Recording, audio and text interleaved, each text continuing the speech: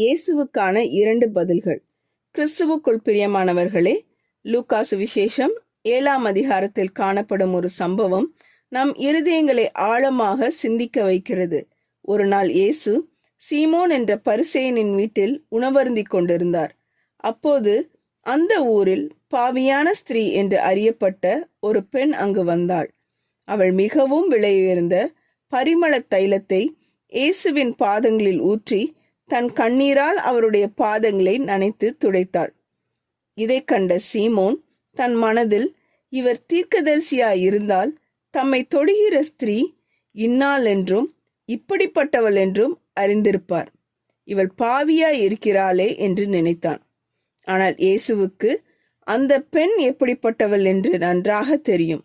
அவள் தன் பாவத்தை உணர்ந்தவள், தேவனுடைய மன்னிப்பின் மகத்துவத்தை அறிந்தவள்.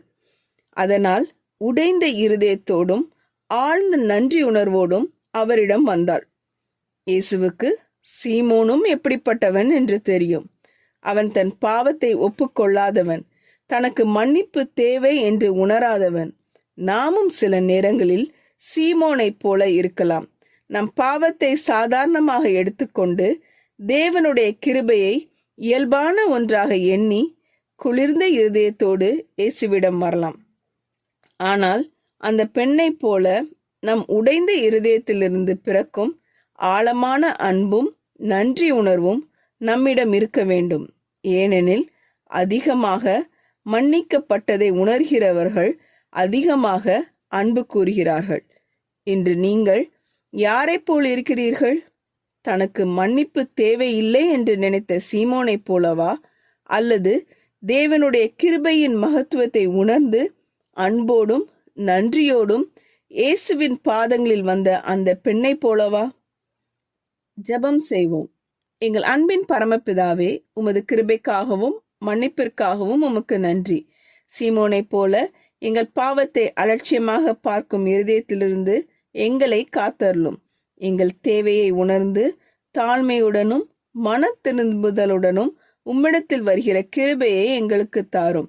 எங்கள் பாவங்களை மன்னிக்க நீர் கொடுத்த விலையின் மகத்துவத்தை உணரச் செய்யும்.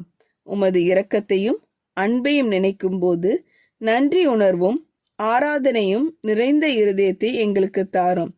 அந்த பெண்ணை போல உடைந்த இருதயத்தோடும் ஆழ்ந்த அன்போடும் உம்மை தேடுகிறவர்களாக எங்களை மாற்றும். நாங்கள் எவ்வளவு அதிகமாக மன்னிக்கப்பட்டு இருக்கிறோம் என்பதை உணரும் போது உம்மை இன்னும் அதிகமாக நேசிக்க உதவி செய்யும். எங்கள் வாழ்க்கை உமது கிருபைக்கான நன்றியின் வெளிப்பாடாக இருக்கட்டும். இயேசுவின் நாமத்தில் ஜெபிக்கிறோம் பரமபிதாவே, ஆமீன். இந்த மெசேஜ் 26 நவம்பர் 2024 நான்சி டிமோஸ் வோல்கமுத் அவர்களின் இயேசுவை தேடி என்ற புரோகிராமிலிருந்து எடுக்கப்பட்டது. கர்த்தர் உங்களை ஆசீர்வதிப்பாராக.